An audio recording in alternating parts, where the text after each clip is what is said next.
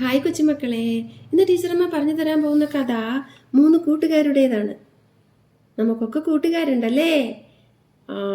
പണ്ടൊരിടത്ത് 3 കൂട്ടുകാരുണ്ടായിരുന്നു. ഒരാൾ ഒരു വടിയായിരുന്നു, ഒരാൾ ഒരു പൊള്ളമായിരുന്നു, മറ്റേയാൾ ഒരു വെള്ളത്തുള്ളിയായിരുന്നു. വെള്ളത്തുള്ളിയും പൊള്ളവും വടിയും കൂടെ നാട് കാണാനിറങ്ങി. അങ്ങനെ അവർ നടന്നൊരു പുഴയുടെ അരികത്തെത്തി. പുഴയിൽ വെള്ളമൊക്കെ ഉണ്ട്. അപ്പോൾ ഈ വെള്ളത്തുള്ളി എന്തു പറഞ്ഞു? ഓ, പുഴ കാണുമ്പോൾ എനിക്ക് അതിലേക്ക് ചാടാൻ തോന്നുന്നു. എങ്ങനെ ചാടും? നിങ്ങളെ 2 പേരെ എനിക്ക് എപ്പോഴും കാണണ്ടേ, അതുകൊണ്ട് ഞാൻ ചാടുന്നില്ല. പുഴയിലെ വെള്ളത്തിലേക്ക് ഞാൻ പോകുന്നില്ല, വെള്ളത്തുള്ളി പറഞ്ഞു.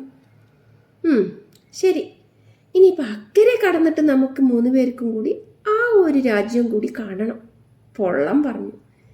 അതിനെന്താണ് ഒരു വഴി? വെള്ളത്തുള്ളി ഇങ്ങനെ ആലോചിച്ചു. അപ്പോൾ വടി പറഞ്ഞു, നിങ്ങൾ പേടിക്കണ്ട, എൻ്റെ അടുത്തൊരു സൂത്രമുണ്ട്. എന്താണ് ആ സൂത്രം?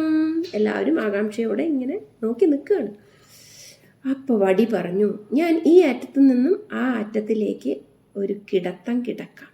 ഇക്കരയിൽ നിന്നും അക്കരയിലേക്ക് ഞാൻ കിടക്കാം, വടി പറഞ്ഞു. അങ്ങനെ നമ്മുടെ വടി നദിയുടെ ഒരറ്റത്തു നിന്നും മറ്റേ അറ്റം വരെ കിടന്നു കൊടുത്തു.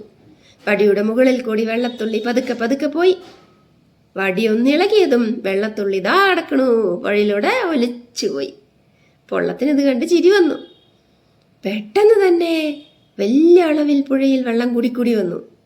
വടിയുണ്ട്, അതാ ഒലിച്ചു പോണു. വടിയും പോയി. ഇവർ 2 പേരും പോയതും പൊള്ളത്തിന് ചിരി അടക്കാൻ കഴിഞ്ഞില്ല. പൊള്ളം പൊട്ടി ചിരിച്ചു. പൊട്ടി ചിരിച്ചതും പൊള്ളം ഒറ്റ പൊട്ട്.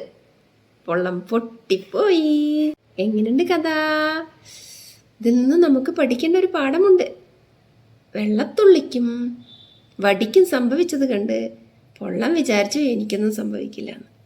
പക്ഷേ പൊള്ളത്തിന് അതിൻ്റെ ഇരട്ടി സംഭവിച്ചു. പൊള്ളം ഇല്ലാതെയായി. മറ്റവർ 2 ഇല്ലാതായില്ല അല്ലേ?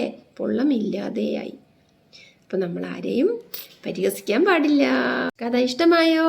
ഇഷ്ടമായെങ്കിൽ ലൈക്ക് ചെയ്യണം, കമൻറ്റ് ചെയ്യണം, സബ്സ്ക്രൈബ് ചെയ്യണം, ചാനല് ഷെയർ ചെയ്യണം. അടുത്ത കഥയുമായി ഉടൻ വരുന്നതാണ് നിങ്ങളുടെ സ്വന്തം ടീച്ചറമ്മ.